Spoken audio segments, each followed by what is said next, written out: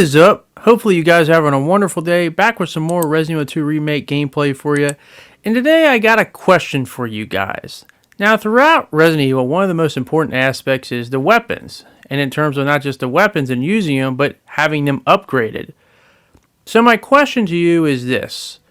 Which way would you like to see continue on in future Resident Evil games, whether it be a remake or a brand new title, in terms of how you upgrade your weapons?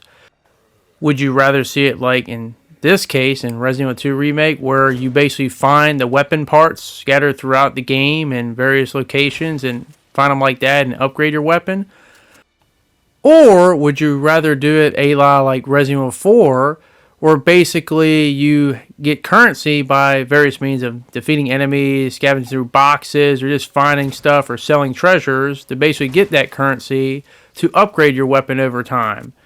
Now, I'll be honest with you, either way works for me, but I also think both ways are efficient. Both ways are good, and regardless of how the future may be, I would accept either way. But to get a better understanding, let's really dive into this as we look at both ways and maybe see if we can't come to a conclusion, or, who knows, wink wink, maybe something a little bit in between. But let's start with the first way, which is a lot of how the earlier Resident Evil games were done. And that is basically where you would have a weapon. We're going to use the W870 shotgun as well as the Matilda for the examples in both ways, because they do both exist in Remake 2 and Remake 4. But basically, you would have your base gun, regardless if it's the shotgun in this case or the Matilda, which you'll see eventually.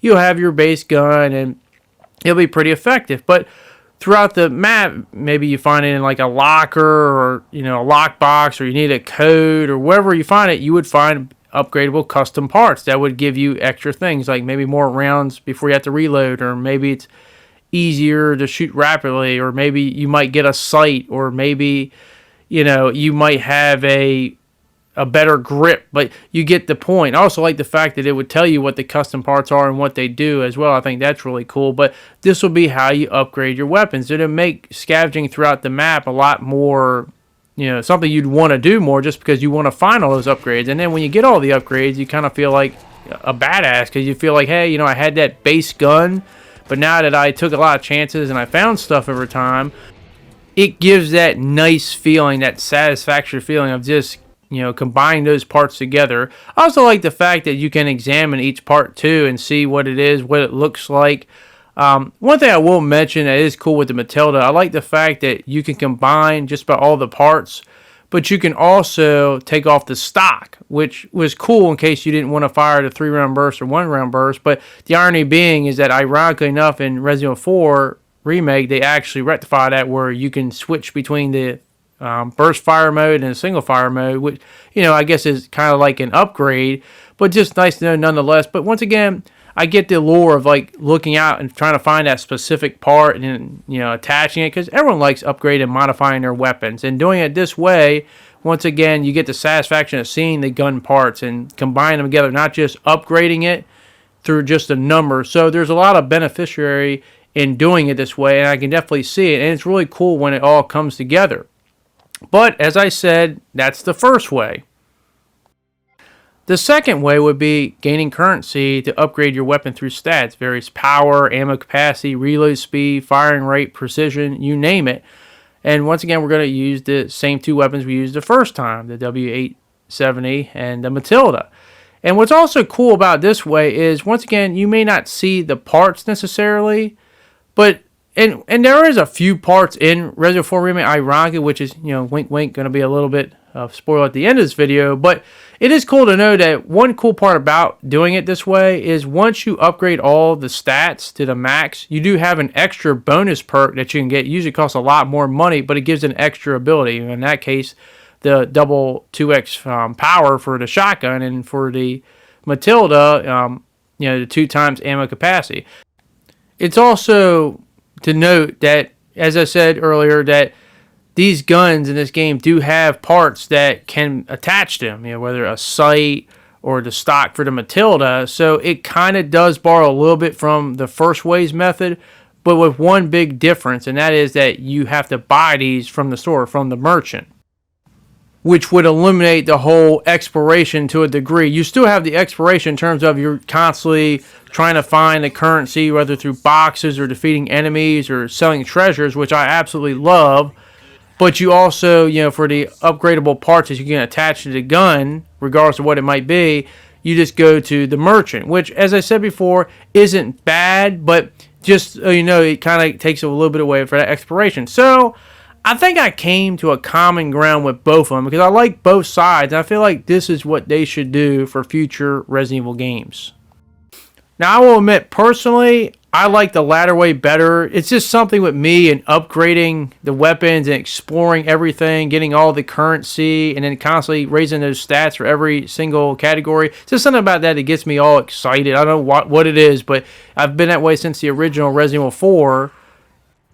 So I admit that's more of a me personal thing. But once again, I like the exploration. But where I think they could get the common ground to really benefit both sides is I would keep the whole weapon upgrades, similar to do at Resident Evil 4, Resident Evil 5, Resident Evil Village, in terms of just upgrading your weapons like that through the stats by getting the currency, earning it in various ways while finding treasures to sell, killing enemies, maybe specialized enemies, stuff like that, or maybe even doing quests possibly.